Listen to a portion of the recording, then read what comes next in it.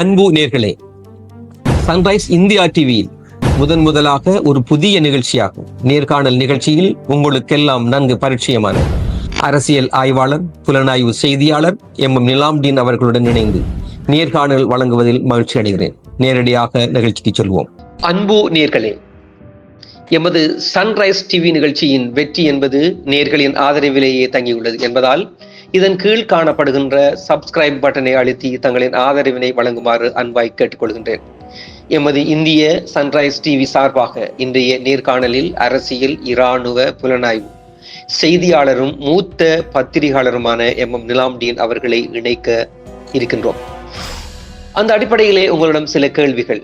மேன்முறையீட்டு நீதிமன்றத்தில் court of appeal 2 வெற்றிடங்கள் காலியாக உள்ள 2 பதவிகளை நிரப்புவதற்காக ஜனாதிபதி அனுரகுமார திசாநாயக் அவர்களிடம் 4 பெயர்கள் முன்மொழியப்பட்டுள்ளன. ஆனால் இந்த 2 வெற்றிடங்கள் குறித்து பல சர்ச்சைகள் உள்ளதாக தகவல் உள்ளதே, அது தொடர்பில் என்ன சர்ச்சை? உண்மைதான், அது சர்ச்சைக்குரிய பல விடயங்கள். உயர் நீதிமன்ற நீதிபதிகளான கௌரவ பிரான்ஸ் புனபரத்தன, கௌரவ ஆதித்ய குமார பட்டபந்தி மற்றும் கௌரவ நவரத்ன மாரசிங் ஆகியோரின் பெயர்களை தலைமை நீதிபதி கௌரவ மிருது பெர்னாண்டோ 2 சந்தர்ப்பங்களில் முன்மொழிந்துள்ளார். இதற்கிடையில் சட்டம் அதிபர் கௌரவ பரிந்த ரணசிங்கே, துணை சொலிசிட்டர் ஜெனரல் கௌரவ ரியாஸ் ஃபாரியின் பெயர்களையும் முன்மொழிந்துள்ளார். 4 பெயர்களில் 2 பெயர்களை மட்டுமே ஜனாதிபதி அரசியலமைப்பு சபையின் ஒப்புதலுக்காக அனுப்பியுள்ளார். அப்பீல் நீதிமன்ற தலைவர் கௌரவ நிஷங்க பந்துல கர்நாரட்ன அவர்கள் மற்றும் கோர்ட் ஆஃப் அப்பீலில் பதில் தலைவர் கௌரவ முகமது லஃபார் அவர்கள் 63 வயதை எட்டியவுடன் அடுத்த மாதம் கோர்ட் ஆஃப் அப்பீல் மன்றில் மேலும் 2 காலியிடங்கள் ஏற்பட உள்ளன. கௌரவ நீதிபதி கர்நாரட்ன அவர்கள் தற்போது ஓய்வுக்கு முந்தைய விடுவிப்பில் உள்ளார். ஜூன் 16 அன்று ஓய்வு பெற உள்ளார். அதே நேரத்தில் நீதிபதி கௌரவ லஃபார் அவர்கள் ஜூன் 18 அன்று அடுத்த மாதம் 18 அன்று ஓய்வு பெற உள்ளார்கள். இதற்கிடையில் சட்டம் அதிபர் துறையில் கூடுதல் சொலிசிட்டர் ஜெனரல் பதவிகளுக்கு 4 காலியிடங்கள் உள்ளன. இந்த காலியிடங்களை நிரப்ப மூத்த துணை சொலிசிட்டர் ஜெனரல்களான கௌரவ நிரஞ்சன் பீரிஸ், கௌரவ ஆசாத் நபாவி, கௌரவ லக்ம பெக்மாலி கருணாநாயக்க மற்றும் கௌரவ சுதர்சன டி சில்வா ஆகியோர்கள் நியமிக்கப்படுவார்கள் என்று எதிர்பார்க்கப்படுகிறது. மேன்முறையீட்டு நீதிமன்றில் காலியாக உள்ள 2 பதவிகளுக்கு ஜனாதிபதி அனுரகுமார திசாநாயக் அவர்கள் 4 பரிந்துரைகளை செய்துள்ளார்கள். பிரதம நீதியரசர் கௌரவ மிருது பெர்னாண்டோ அவர்கள் 2 தனித்தனி சந்தர்ப்பங்களில் உயர் நீதிமன்ற நீதிபதிகளான கௌரவ பிரான்ஸ் புனபரத்தன, கௌரவ ஆதித்ய குமார பட்டபந்தி மற்றும் கௌரவ நவரத்ன மாரசிங் ஆகியோர்களை தனித்தனியாக அவர்கள் பரிந்துரைத்துள்ளார்கள். கௌரவ சட்டம் அதிபர் பரிந்த ரணசிங்கே மற்றும் துணை சொலிசிட்டர் ஜெனரல் கௌரவ ரியாஸ் ஃபாரி ஆகியோருக்கு பரிந்துரைத்துள்ளார்கள். மேற்கூறிய 2 பெயர்களை ஜனாதிபதி அரசியலமைப்பு சபையின் ஒப்புதலுக்காக அனுப்புவார்கள் என்று எதிர்பார்க்கப்படுகின்றது. இந்த வாரமோ அடுத்த வாரம் அனுப்புவதற்கான வாய்ப்பு இருக்கின்றது. மேலும் மேன்முறையீட்டு நீதிமன்றத்தில் கூடுதலாக 2 காலியிடங்கள் அடுத்த மாதம் எதிர்பார்க்கப்படுகிறது. நீதிமன்றங்களில் தற்போதுள்ள காலியிடங்களை நிரப்ப நீதித்துறை சேவை ஆணையம் 50 நீதித்துறை அதிகாரிகள் நியமித்துள்ளது. புதிதாக நியமிக்கப்பட்ட நீதித்துறை அதிகாரிகளில் 46 பேர் நீதிமன்றங்களாக நியமிக்கப்படுவார்கள். மீதமுள்ள 4 நீதிபதிகள் தொழிலாளர் தீப்பாயங்களின் தலைவர்களாக நியமிக்கப்பட உள்ளார்கள். இந்த மாதிரி ஒரு நிலைமைதான் ஏற்கனவே ஒரு ஜனவரி மாதமும் வந்தது. அது மிகப்பெரிய சர்ச்சைக்கு பேசும் பொருளாக மாறுகின்றது. அந்த ஒரு இறுதி சந்தர்ப்பத்தில் தான் தற்போதைய மேன்முறையீட்டு பதில், அதாவது கவர் ஆஃப் டியூட்டி பதில் தலைமை நீதிபதியாக இருக்கின்ற கௌரவ முகமது லஃபார் அவர்கள் நியமிக்கப்பட்டிருந்தார்கள் ஒரு சர்ச்சையின் மத்தியில். ஏனெனில் அது நாங்கள் பின்னுக்கு சொல்ல வருகின்றோம். 1, 2, 3, 4, 5 இந்த தர வரிசையில் 3ஆம் இடத்தில் இருந்த நீதிபதி கௌரவ லஃபார் அவர்களை விட்டுவிட்டு 1, 2, 3 இல்லாமல் 1, 2, 4, 5 இடங்களை எடுத்து நாட்டில் ஒரு பெரும் பேசுகளாக மாறியது. சீனியரிட்டி அடிப்படையில் தான் இந்த நீதிபதிகள் வழங்கப்பட வேண்டும். ஆனால் சீனியரிட்டி 3ஆம் இடத்திலிருந்து தவிர்க்கப்பட்டு அல்லது நீக்கப்பட்டு அல்லது ஓரங்காட்டப்பட்டு 4ம் 5ம் எடுத்து நியமிக்கப்பட்ட இந்த ஒரு நிலைமை தான் இலங்கையில் இருந்து அத்தனை ஊடகங்களும் இதை ஒரு பேசுபொருளாக மாற்றியதன் பிரகாரம் எல்லா நியமனம் கொடுத்த பிற்பாடு இறுதியாக கௌரவ நீதிபதி லஃபார் அவர்களுக்கு ஜனாதிபதிகள் தனியாக எல்லாம் கடந்து ஒரு 2 வாரம் கடந்த நிலையில் தனியாக அந்த நியமனம் வழங்கப்பட்டது. தற்பொழுதும் அவர்கள் பதில் மேன்முறையீட்டு நீதிமன்ற தலைவராக உள்ளார். தற்போதைய மேன்முறையீட்டு நீதிமன்ற தலைவர் கௌரவ நிசங்க பந்துல குணரத்ன அவர்கள் கடந்த ஜனவரி மாதம் முதல் உத்தியோகபூர்வமாக ஓய்வு பெற்று சென்றுள்ள போதிலும் அவர்கள் இன்னும் மேன்முறையீட்டு நீதிமன்ற தலைவர் என்ற பதவியில் உள்ளார்களே, அதன் பின்னணி எவ்வாறு? அதாவது தற்போதைய மேன்முறையீட்டு நீதிமன்ற நீதிபதி கௌரவ நிசங்க பந்துல கருணாநிதி அவர்களுக்கு எதிராக அரசு நம்பிக்கையில்லா பிரேரணை மூலமாக நாடாளுமன்றத்தில் கொண்டு வந்து அவர்களை பதவி நீக்கம் செய்வதற்காக ஒரு நகர்வு கடந்த டிசம்பர் மாதம் நடைபெற்றது. அவ்வளவு நீதிபதி கௌரவ நிசங்க பந்துல கருணாநிதி அவர்கள் தானாக முன்வந்து தான் ஓய்வூதியம் செல்ல போவதாகவும் தான் ஓய்வூதியம் பெறப்போகும் எனக்கு எதிராக குற்றப்பத்திரிகை தாக்கல் செய்ய தேவையில்லை என்று தனது ஓய்வூதிய விண்ணப்பத்தை சமர்ப்பித்திருந்தார். அரசாங்கம் அதை ஏற்றுக்கொண்ட போதிலும் அவர்களுக்கு இந்த 63 வயது வரையுமான காலெல்லையை வைத்து, அதாவது அடுத்த மாதம் 16ஆம் தேதி வரையும் காலெல்லையை வைத்து அவருடைய ஓய்வூதிய விண்ணப்பம் ஏற்றுக்கொள்ளப்பட்டு அவர் தற்போது வீட்டில் இருக்கின்றார்கள். ஆனாலும் அதாவது அதாவது இன்னும் ஒரு சட்டபூர்வமாகவே அந்த அப்பீல் நீதிமன்ற தலைமை பதவியில் உள்ளார். அதாவது கடந்த டிசம்பர் மாதம் தனது ஓய்வூதிய விண்ணப்பத்தினை சமர்ப்பித்த போதிலும் அவர்களது 63 வயது என்பது ஜூன் 16ஆம் தேதி வருவதால் அன்று முதல் கௌரவ நிசங்க பந்துல குணரட்ன அவர்கள் அன்று முதல் அவரின் பென்ஷன் அமுலுக்கு வருகின்றது. தற்போது கௌரவ நிசங்க பந்துல கருணாநிதி அவர்கள் வீட்டில் இருந்தாலும் அவர்களுக்கான முழு சம்பளம் உட்பட அப்பீல் நீதிமன்ற தலைவருக்கான பாதுகாப்பு மற்றும் அத்தனை கொடுப்பனவுகளும் அரசால் வழங்கப்பட்டு வருகின்றன. அடுத்த மாதம் ஜூன் 16ஆம் தேதி வரையும் கௌரவ நிசங்க பந்துல கருணாநிதி அவர்கள் தனது 63 வயதில் ஓய்வு பெறுகின்றார். அதாவது தற்போது வீட்டில இருக்கின்றார்கள். ஆனாலும் இலங்கையில ஒரு வித்தியாசமான முறை, இதுவரையும் இல்லாத முறையில் அவர்கள் ஓய்வூதியம் சென்றிருந்தாலும் கூட அவர்களுக்கான எல்லா கொடுப்பன, அந்தஸ்து, கௌரவ கொடுப்பன எல்லாமே வழங்கப்பட்டு வருகின்றது. ஆனால் அவர்கள் பென்ஷன் போய்விட்டார்கள். அதனால் அந்த வெற்றிடம் தற்போது பதில் அப்பீல் நீதிமன்ற தலைவராக உள்ள கௌரவ நீதிபதி முகமது லஹார் அவர்களுக்கு உச்ச நீதிமன்ற பதவி உயர்வு வழங்கப்படக்கூடாது என்ற அரசின் நிலைப்பாட்டினால் தனது 63 வயதுடன் ஓய்வூதியம் பெறும் நிலைக்கு தள்ளப்பட போகின்றார். இது ஒரு அபாயகரமான நிலை.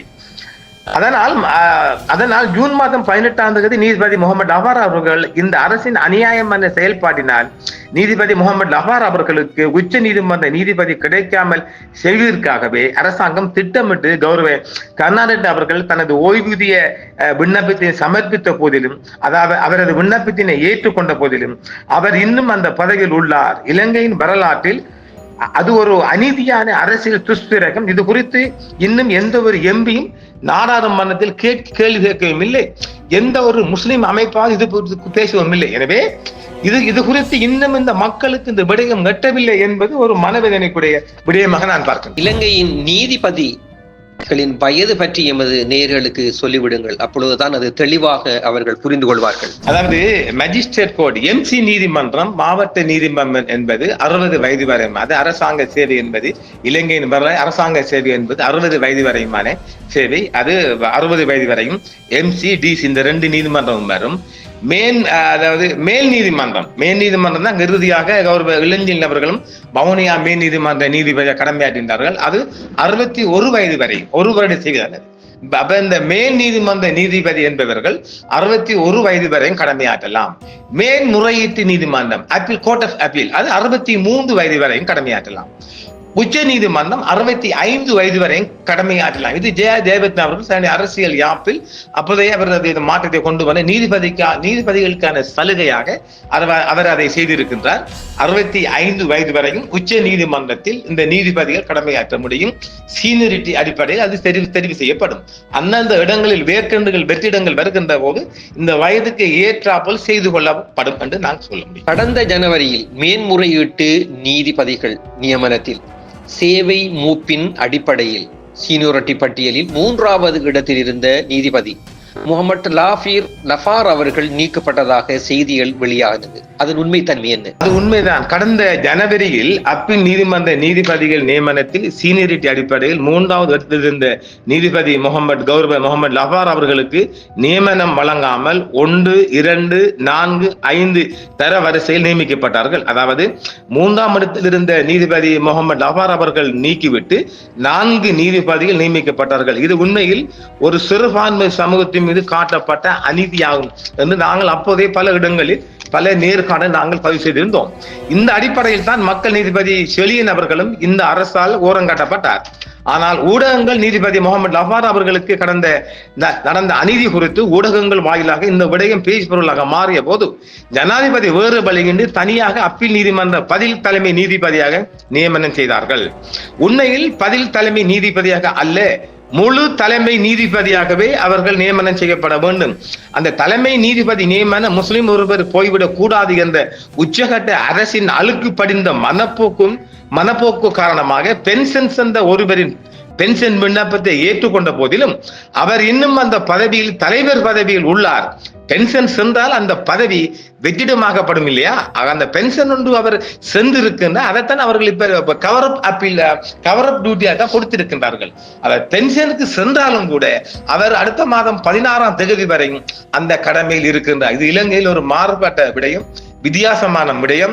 இது இன்னும் ஒரு அந்த அரசாங்கம் சொல்லிச்சு அந்த பணம், இந்த வீண்பிரைய பணத்தை தடுப்பதாக. இது வீண்பிரையும் இல்லையா? பென்ஷன் போன ஒரு கௌரவ நீதிபதிக்கு இன்னும் பாதுகாப்பு உட்பட அத்தனை சலுகைகளும் வழங்கப்படுது என்பது இது அரசியலுக்கு அப்பால் ஒரு முரண்பாடு இல்லையா? இது உண்மைதான். கடந்த ஜனவரியில் அப்பீல் நீதிமன்ற, அதாவது கோர்ட் ஆஃப் அப்பீல் நீதிமன்ற நீதிபதிகள் நியமனத்தில் சீனியரிட்டி அடிப்படையில் 3வது இடத்திலிருந்த நீதிபதி கௌரவ முகமது லவார் அவர்களுக்கு நியமனம் வழங்காமல் 1, 2, 3 விட்டு 4, 5 தரவரிசையில் நியமிக்கப்பட்டார்கள். அதாவது 3வது இடத்தில் இருந்த கௌரவ முகமது லவார் அவர்களை நீக்கிவிட்டு 4 நீதிபதியில் நியமிக்கப்பட்டார்கள். இது உண்மையில் ஒரு சிறுபான்மை சமூகத்தின் மீது காட்டப்பட்ட அநீதி இல்லையா? தற்போது உச்ச நீதிமன்றத்தில் 11 வருட அனுபவங்களுடன் நீதிபதி கௌரவ திலீப் நவாஸ் அவர்கள் உள்ளார்கள். அவர்களுக்கும் அநீதி விளைவிக்கப்பட்டுள்ளதாக சொல்லப்படுகிறது. அதன் உண்மை தன்மை என்ன? உண்மைதான். தற்போதைய நீதி சேவையில், அதாவது கோர்ட் ஆஃப் அப்பீல் மற்றும் உச்ச நீதிமன்றம் என்ற நீதி சேவையில் 11 ஆண்டுகள் சேவையில் நீதிபதி கௌரவ திலீப் நவாஸ் அவர்கள் உள்ளார்கள். அந்த வகையில் உச்ச நீதிமன்றின் தலைமை நீதிபதியாக நியமிக்கும் சீஃப் ஜஸ்டிஸ் சிஜியாக நியமிக்கும் பகுதியில் இருந்தும் இன்னும் அது நடக்கவில்லை. காரணம் சிறுபான்மை என்ற ஒரே காரணம் தான். இதேவேளை இப்படியான ஒரு அநீதி இந்த நாட்டில் பெரும்பான்மை இனத்தர் ஒருவருக்கு நடக்குமா? இப்படி நடந்திருக்குமா? நடக்காது. ஏற்கனவே நீதிபதி கௌரவ திலீப் நவாஸ் அவர்களுக்கு கீழுள்ள பலர் பதவி உயர்வு சென்றுள்ளார்கள். ஆனால் இன்னும் அவர்கள் விடயத்தில் அரசாங்கம் கவனம் கொள்ளவில்லை. அதாவது இந்த நாடாளுமன்ற உயரிய சபை நீதிமன்றத்தை கூட விமர்சிக்கக்கூடிய பழக்கம் எங்களால முடியாது, அங்க இருக்குது. அப்ப இதை இந்த முஸ்லிம் எம்பிக்கள் என்று சீல் அடித்து கொண்டு முஸ்லிம் லேபல் தாங்கிகள் இருக்கிறாங்க இல்லையா, அவர்கள் இது பத்தி கேட்கணுமா இல்லையா? அவங்கள வாயை திறக்கிறாங்க இல்லையே. அவங்கள் ஒரு பேச மோகியாக இருக்கின்றால் இந்த மாதிரி நிலைமை தான் உருவாகும். இப்ப யாராவது ஒருவர் இந்த மாதிரி நீதி சேவையில ஒரு மைனாரிட்டி மக்களுக்கு இப்படி அநியாயம் நடக்குது என்றால் அதை தட்டி கேட்பதற்கு அந்த சமூகத்தின் ஒரு மக்கள் பிரதிநிதி கேட்கணுமே. இப்ப முஜிபுர் ரஹ்மான் கலம்ப பிரதிநிதி அவர் அதை கேட்கலாம். இங்க கிழக்கில் எத்தனையோ வல்லமை பொருந்த ஹிஸ்புல்லா இருக்கிறாங்க, கேட்கலாம். அவரெல்லாம் நாடாளுமன்றத்தில் மிக மிக நீண்ட கால அனுபவம் கொண்டவர். ஒரு கேள்வியை வச்சு எவ்வளவு விடயம் பார்க்கக்கூடிய அவரெல்லாம் கேட்கிறாங்களே. அப்படி என்று சொன்னால் இந்த முஸ்லிம்களுக்கு கொடுக்க கூட, அதிலும் குறிப்பா இன்னொரு விடயம் சொல்ல வேண்டியிருக்குது. இந்த கௌரவ முகமது லவார் அவர்களுக்கு கொடுக்க கூடாது உள்ளாடி வேலையில முஸ்லிம்கள் சில ஈடுபட்டு இருக்கின்றார்கள் நான் அறிந்த வரைக்கும். அதனால்தான் இந்த நாடாளுமன்றம் இது குறித்து பேசுவதற்கு அச்சப்படுறார்கள். அதாவது பேசக்கூடாது ஒரு தடை விதித்திருக்காங்க. எனவே அதையும் முஸ்லிம் மக்கள் பார்த்துக் கொள்ளுங்கள். முகமது லவார் அவர்களுக்கு கொடுக்க கூடாதுன்னு சேர்ந்த உள்ளடித்த வேலைகள்ல ஒரு அரசியல் தரப்பும் மற்றொரு நீதி சேவைக்குள்ள தரப்பும் ஈடுபட்டு வராங்களாம். அதனாலும் அதாவது ஜனாதிபதி அவருக்கு பிழையான தகவல்கள் கொடுத்து இவருக்கு கொடுக்க கூடாதுன்னு சொல்லுங்க, அது ஒரு பச்சை பிழையான விடயம் இல்லையா? எனவே அதையும் மக்கள் புரிந்து கொள்ளுங்கள். இந்த அநீதி குறித்து பாராளுமன்றத்தில் எந்த ஒரு முஸ்லிம் எம்பியோ அல்லது முஸ்லிம் தரப்போ ஏன் இன்னும் எந்த ஒரு கேள்வி கூட கேட்கப்படவில்லை? அது என்ன காரணம்? அதாவது காரணம் நாங்கள் ஏற்கனவே சொன்னது போன்றுதான். அதாவது இந்த கௌரவ முகமது லவார் அவர்களின் மாவட்ட நீதிமன்றத்தில் பல வகையான தீர்ப்புகள் இன்னும் மேல் நீதிமன்றம் மற்றும் மேன்முறையீட்டு நீதிமன்றம் மற்றும் உச்ச நீதிமன்றங்கள் இன்னும் கேசவலோபாவா உள்ளதாம். வடகிழக்கில் எந்த அளவு கௌரவ இளஞ்செழியன் அவர்களின் கிரிமினல் தீர்ப்புகள் புகழ் பெற்றதோ அதே போன்றுதான் கௌரவ நீதிபதி முகமது லவார் அவர்களின் மாவட்ட நீதிமன்றத்தின் பல வகையான தீர்ப்புகள் புகழ் பெற்றுள்ளது. சட்டம் நீதி தீர்ப்பு என்று வந்தால் அங்கு கௌரவ முகமது லவார் அவர்களின் தீர்ப்பு இருக்குமா? ஒரு 2 விடயத்தை மட்டும் நாங்கள் சொல்லுவோமா? முகமது லவார் அவர்களின் விடயத்திலே 2 விடயத்தை சொல்லுவோம். கடந்த ஏப்ரல் மாசம் கடந்த லாஸ்ட் மந்த்ல புத்தளம் மேல் நீதிமன்றத்தில் பெரும்பான்மை இனத்தவ பெண் சட்டத்தரணி ஒருவர் கௌரவ மேல் நீதிமன்றத்துக்கு தலை குனியவில்லை. அதாவது ஒரு நீதிமன்றம் சொல்லுகின்ற போது அது பொதுமக்களாக இருக்கட்டும், வக்கீலாக இருக்கட்டும், எல்லோரும் நீதிமான் முன்னுக்கு கொஞ்சம் தலை குனிஞ்சு போவாங்க இல்லையா? அப்படி ஒரு தலை குனிஞ்சி அவங்க போகல. அதுக்காக நீதிமன்ற அவமதிப்பு, கண்டெம்ப்ட் ஆஃப் தி கோர்ட் குற்றத்தின் கீழ் அந்த பெரும்பான்மை இனத்தவ பெண் சட்டத்தரணியான உதயங்கனிக்கு ரிமாண்ட் செய்ய உத்தரவிடப்படுகின்றது புத்தளம் மேல் நீதிமன்றத்தால். ஆனால் அந்த பெண் சட்டத்தரணிக்கு ஆதரவாக யாரும் முன்வராத நிலையில் புத்தளம் பார் அசோசியேஷன் முஸ்லிம் இளம் சட்டத்தரணி நதியா ஹப்பாஸ் அவர்கள் மேல் நீதிமன்றத்தை நாடினார். எங்க அதாவது மேன்முறையீட்டு நீதிமன்றம் நாடினார். எங்க இப்பொழுது கவரப் டியூட்டி சொல்றாங்க இல்லையா, முகமது லபார் அவர்கள் கோர்ட் ஆஃப் அப்பீலுக்கு நாடுகின்றார். அன்று நோன்பு பெருநாள் என்றும் பாராமல் கௌரவ நீதிபதி முகமது லபார் அவர்களின் தீர்ப்பு ஒன்று வரப்போகின்றது. அந்த ரிமாண்ட் செய்யப்பட்ட உதயங்கனிக்கு அம்மாக்கு அவர்கள் உடனே அந்த ரிமாண்ட் தடை உத்தரவை நீக்கி விடுதலை பெற்றுக் கொடுக்கின்றார்கள். அது ஒன்று. அடுத்தது அதாவது அன்று நோம்பு பெருநாள் லீவ் எடுத்தது அவ கூட இல்லாம ஒரு நீதி காலதாமதம் ஆகக்கூடாது, உரியவருக்கு தகுந்த நீதி கிடைக்கும் ஒரு நோக்கத்தை தான் அந்த செயற்பட்டு அழகா செய்யப்பட்டிருக்கின்றது. அடுத்தது சட்டத்துக்கு டிமிக்கி கொடுத்து ஒளிந்து கொண்ட முன்னாள் ஐஜிபி தேசபந்து தென்னகோன் ஒரு மனு தாக்கல் செஞ்சார் இல்லையா, தனக்கு இந்த ரிலீஸ் மனுமெண்ட், அதாவது ஆட்கள் ஒரு மனு தாக்கல், அதை கூட முகமது லபார் அவர்கள் அந்த கேஸை எடுக்காலமே பிடிச்சு கொண்டம் பண்ணியாச்சு. அந்த தீர்ப்பு, அந்த முகமது லபார் அவர்கள் கொடுத்த தீர்ப்பின் பிறகு பிறகுதான் மாத்தறை நீதிமன்றத்தில் திமிங்கிலம் சரண்டர் ஆயிடுச்சு. நான் அதை பத்தி நாங்க சொல்லியிருந்தோம் ஒரு 2 வாரத்துக்கு முன்பாக. அதாவது தென்னகோனை பத்தி சொன்ன விடயத்துல நான் அதை பத்தி பேசியிருந்தேன். எனவே அதாவது மிகவும் அந்த டிமிக்கி கொடுத்தது மட்டுமில்லாமல் மிச்சம் தனி அடி தெரிஞ்சார் இல்லையா, அதுல முகமது லபார் சார் அவர்கள் கடமைன்னு சொல்ல அந்த தீர்ப்பு வந்ததுக்கு பிறகுதான் சரண்டர் ஆனார். ஜனாதிபதி அரசியலமைப்பு சபைக்கு கௌரவ முகமது லபார் அவர்களின் பெயர் முன்மொழிவை முன்கூட்டியே வழங்க முயற்சி எடுக்கப்பட வேண்டும். கௌரவ லபார் அவர்களின் பெயரை அரசியலமைப்பு சபைக்கு அனுப்புவதற்காக ஜனாதிபதிக்கு அனுப்ப வேண்டும். அதற்காக முஸ்லிம் எம்பிக்கள், கொழும்பில் உள்ள முஸ்லிம் அமைப்புகள் இயங்க வேண்டாமா? இந்த அநீதிக்கு எதிராக குரல் கொடுக்க வேண்டாமா? மியான்மர் ரோஹிங்கியா மக்கள் போன்ற நிலைக்கு இந்த முஸ்லிம் மக்கள் தள்ளப்பட போகின்ற ஒரு நிலைமை உருவாகாதா? அமைச்சுக்களின் செயலாளர்கள் நியமனம், கிளீன் ஸ்ரீலங்கா, வெளிநாட்டு தூதர்கள் நியமனம் என்று இப்போது உள்ள கௌரவ லபார் அவர்கள் வரை டெல்லின் செல்வா முஸ்லிம்களுக்கு அநீதி செய்து வருகின்றது. கேட்பார் இல்லை, ஒரு அனாதையான இனமாக முஸ்லீம் இனம் இருக்கின்ற இந்த விடயத்தை சொல்ல ஒரு எம்பி கூட இல்லை என்கின்ற போது அது மிகவும் ஒரு கண்டித்தக்க விடயம் இல்லையா? கௌரவ நீதிபதி இளஞ்செழியன் அவர்களுக்கு அநீதி நடந்து முடிந்து 2 மாதம் கடந்த பின்புதான் கௌரவ செல்வம் அடைக்கலன் எம்பி அவர்கள் இந்த நாடாளுமன்ற உரையிலே பேசியிருந்தார். பஸ் வண்டியை போன விட்டது பிறகு பேசுகின்றார்கள். அந்த ஒரு நிலைமைக்கும் இந்த முஸ்லிம் எம்பிக்கள் வரலாம்.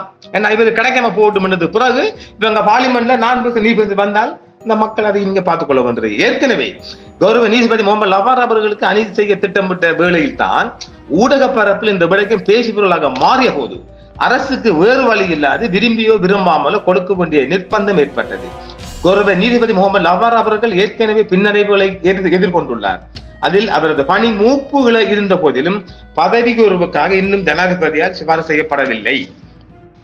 பதவி நீக்கம் செய்யப்படவிருந்த கௌரவ நீதிபதி பந்துல கருணாரத்ன அவர்களின் விடுப்பு விண்ணப்பத்தை ஜனாதிபதி ஏற்றுக் கொண்டிருக்க கூடாது. பின்னர் அவர் தானாக முன்வந்து முன்கூட்டியே ஓய்வு பெற ஒப்புக்கொண்டார். அவரது முன்கூட்டிய ஓய்வு கோரிக்கை இருந்த போதிலும் அவர் தனது முழு ஓய்வு வயதை அடைய மீதமுள்ள 3 மாத கால விடுப்பை பயன்படுத்த முயன்றார். இந்த முடிவு மேன்முறையீட்டு நீதிமன்றத்தின் நிரந்தர தலைவராக நியமிக்கப்படாத கௌரவ நீதிபதி லபார் அவர்களை நேரடியாக பாதித்துள்ளது. இப்போது கௌரவ நீதிபதி லபார் அவர்கள் கட்டாய ஓய்வு பெறுவதற்கு முன்பு 1 நாள் மட்டுமே மேன்முறையீட்டு நீதிமன்ற தலைவராக பதவி உயர்வு பெறப்போகின்றார். ஒரு நாள் முதல்வர் போன்றோம். கூடுதலாக கௌரவ நீதிபதி அமரசேகர் அவர்கள் ஜூன் 17 அன்று ஓய்வு பெற உள்ளார் உச்ச நீதிமன்றத்தில் கௌரவ அமரசேகர் அவர்கள் இந்த அடுத்த மாதம் ஓய்வு பெற இருக்கிறார். இது மற்றொரு சாத்தியமான காலியிடத்தை உருவாக்குகிறது. கௌரவ நீதிபதி லபார் அவர்கள் முதலில் மேன்முறையீட்டு நீதிமன்றத்தின் தற்காலிக தலைவராக நியமிக்கப்பட்ட போது ஜனாதிபதி அவரை நியமிக்க சுயாதீனமாக முடிவெடுத்து அவரது பெயரை அரசியலமைப்பு கவுன்சிலுக்கு பரிந்துரைத்திருந்தார்கள். இந்த சூழலில் கௌரவ நீதிபதி லபார் அவர்கள் ஓய்வு பெறுவதற்கு முன்பு ஜனாதிபதி அவர்கள் உச்ச நீதிமன்றத்தை வீழ்த்துவது குறித்து பரிசீலிக்க வேண்டும் என்று வாதிடுவது எந்த சமூகத்தின் ஒரு முக்கிய கடமையாக நான் பார்க்கின்றேன். இந்த விடயத்தை முன்கூட்டிய நியமனம் அரசியலமைப்பு கவுன்சிலுக்கு செய்யப்பட வேண்டும். இதன் மூலம் கௌரவ நீதிபதி லவார் அவர்கள் ஜூன் 19 அல்லது 20 அன்று உச்ச நீதிமன்றம் சேர முடியும். இது போன்ற முன்னுதாரணங்கள் பல உள்ளன. கடந்த காலங்களில் இது போன்ற சூழ்நிலைகள் நீதிபதி பலர் இப்படி உயர்வு பெற்றிருக்கிறார்கள். ஆனால் இந்த கொழும்பில் பேர்தாங்கி இயக்கங்கள் பல இருக்கின்றது. இந்த முஸ்லிம்களுக்கு பிறை பார்க்கவும் ஈச்சம்பழம் பங்கிடும் எதுக்கு ஒரு அமைப்பு இருக்குது. இது ஒரு முஸ்லிம்களின் உரிமை இல்லையா? இதை கேட்கிற சக்தி நமக்கு இல்லையா? இதை ஒரு முஸ்லிம் அமைப்போ இல்ல முஸ்லிம் எம்பிக்குள்ள நாளை கேட்கவில்லை என்றால் இதன் பின்னால் இந்த ஆட்சி இன்னும் ஒரு 4 ஆண்டு ஓட போகுது இல்லையா? இந்த ஆட்சிக்குள்ள தொடர்ந்து இப்படி வந்து அநீதிகள் நடைபெற்று வந்தால் இதை தட்டி கேட்கறதுக்கு ஒருத்தர் வர முடியாதா? இப்ப நாடாளுமன்றத்தில் இது அரங்கேற்றப்பட மக்கள் வாக்களிக்கிற மக்கள் சிந்திங்களேன், இங்க கேளுங்களேன், கேட்க கூடாதா? இப்ப வடகிழக்குல அவர்கள் லஃபார் அவர்கள் கௌரவ லஃபார் அவர்கள் பெரிய ஒரு பேசுபொருளாக மாறலால் அவர்கள் மேற்கு பகுதியில் சில தீர்ப்புகள் வழங்கி உள்ளதால் அது நம்ம பழக்கத்தை மறல. இந்த கௌரவ இளஞ்சீல் அவர்களின் பெயர் பற்றி வீசுவது காரணம் அவர்கள் தீர்ப்பு நிறைய இங்க நமக்கு முன்கூட்டிய ஊடகத்து வாயிலா வந்திருக்குது. இவர்கள் சிங்கள பகுதி இருப்ப தமிழ் ஊடகங்களுக்கு அது வெளிவராம போயிருக்கலாம். அதற்காக அவர்களின் சேவை இல்லாம போக முடியுமா? எனவே இது குறித்து இந்த கொழும்பில பேர் வாங்கி முஸ்லிம்கள் ஆகுண்ட இந்த மஞ்ச எம்பெலப்பு வாங்குற ஊடகங்களும் சிந்திங்களேன், இதை தட்டி கேட்கணுமே. இப்படியோ தில்லின் சில்வாடு அரசு முஸ்லிம்களை உயர் பதவியில் கால்கள் மிதித்து போவதை ஒருபோதும் நீங்க ஏற்றுக்கொள்ளுங்களா? ஏற்றுக்கொள்ள முடியாது இல்லைங்க என்றால் இதை ஒரு நாடாளுமன்ற உறுப்பினர்கள் பொது அமைப்புகள் நிறைய பொது அமைப்புகள் இருக்கு. சூரா சபை இருக்குது, இன்னும் இந்த ஈச்சம்பழம் பங்குற போர்டு இருக்குது. அப்புறம் ஈச்சம்பழம் மட்டுமில்லை இந்த பிறை பார்ப்பாங்களாமே, பெருநாள் வந்த 2 பெருநாள் பார்க்கிறேன். இதுக்கு மட்டும்தான் இந்த முஸ்லிம் அமைப்பு இருக்கா? வருகின்ற ஈச்சம்பழத்தை நீங்கள் மாட்டையை போட்டு ஒவ்வொரு வழிவாசலும் காய்கறி அனுப்பிப்பட்டோ நீங்க பணம் எடுக்கிற கூட்டம் இந்த கூட்டம் இருந்துகிட்டு இதை கேட்கலண்டா யாரு கேட்கிற? தெருவில் உள்ளவங்க ஒரு சட்டத்துறையை பத்தி விமர்சிக்க முடியுமா? கேட்க முடியுமா? ஜனாதிபதியை பத்தி கேட்க முடியுமா? நாடாளுமன்ற தகுதி நிலையில் உள்ள எம்பிக்கள் இதை பத்தி கேட்கணும். முஸ்லிம்களுக்கு பேர் தான் இருக்கு. ரிசார்ட் அணியில ஒரு முஸ்லிம் இல்லையா? இது ரிசார்ட் கடமை இல்லையா? ரிசார்ட் கடமை இல்லையா? வாக்கு வாங்கையும் பணப்பட்டு வட செய்யும் தான் இருக்கிறாங்க. இப்ப ரவுபாக்கிம் கம்பெனிக்கு இது ஒரு பொறுப்பு இல்லையா? ரவுபாக்கிம் ஒரு சட்டத்தரணி இல்லையா? அவருக்கு இதை பத்தி தெரியாதா? அவர் அமைப்பில் அவர் முஸ்லீம் அமைப்புக்குள்ளே சட்டத்தரணி இருக்கிறாங்க. அவங்க இதை பத்தி கேட்க மாட்டேங்களா? முஜிபுர் ரஹ்மான் அவர்கள் இதை பத்தி பேச ஆயிரத்து அவருக்கு தடையுத்துறை போட்டிருக்கிறீங்க. எதுக்காக போட்டிருக்கிறீங்க? என்ன பிரச்சனை உங்களுக்கு என்றால் முகமது லவார் அவர்கள் நீதி கண்டு வருகின்ற போது அவர் சட்டத்தை சரியாக கடைபிடிக்கின்றார்கள். சட்டம் என்று வருகின்றது சொந்தங்கள் பந்தங்கள் உறவுகள் எதுவும் இல்லாம சட்டத்தை சரியாக செய்வதால் சில சட்டத்தை சிக்க அதாவது அந்தந்த சட்ட சரணிகள் தன்னுடைய கிளைண்டுகளை திருப்திப்படுத்துவதற்காக சில அணுகுமுறைகளை கையாளுவாங்க. அதில் இந்த பருப்பெல்லாம் முகமது லஃபார் அவர்கிட்ட வேகாதாம் நான் அறிந்த வரையும். ஏன்னா அந்த ஒரு உள்நோக்கத்துக்காகத்தான் இவர்களுக்கு இந்த பதவி கொடுக்க கூடாது சில முஸ்லிம்கள் மருந்து கட்டுக் நிற்கின்றார்கள். எனவே ஒரு பொதுவாக சட்டத்தை மதிக்கின்றவர்கள், இந்த அரசியல் யாப்பை மதிக்கின்றவர்கள், இந்த முஸ்லிம் பேர்தாங்கிகள், இந்த ஈச்சம்பழம் பெற அமைப்புகள், துறை பார்க்கிற அமைப்புகள்லாம் சேர்ந்து இந்த விடயங்களை கொஞ்சம் பேசுபவர்களாம் மாற்றுங்க. நாங்கள் இன்னும் ஒரு வாரம் கடந்து இந்த விடயத்தை மிக அதிகமாக அரங்கேற்ற உள்ளோம். உங்களுக்கு இப்போதே நாங்கள் நிறைய பாயிண்ட் எல்லாம் தந்திருக்கின்றோம். இதை ஒரு பேசுபவர்களாக மாற்றுங்கள். இது கௌரவ முகமது லஃபார் அவர்களின் பிரச்சனை அல்ல. இதுக்கு பின் இந்த லிஸ்ட்ல ஓர்டர் லிஸ்ட்ல இன்னும் முஸ்லிம் தமிழ் நீதிபதிகள் இருக்கின்றார்கள்.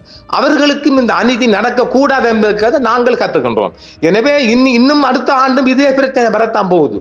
அந்த சீனியரிட்டி வரக்குள்ள எங்களோட தமிழ் முஸ்லிம் சமூகங்கள் பின்வாங்கப்படும், புதைக்கப்படும், தட்டப்படும், மிதிக்கப்படும்.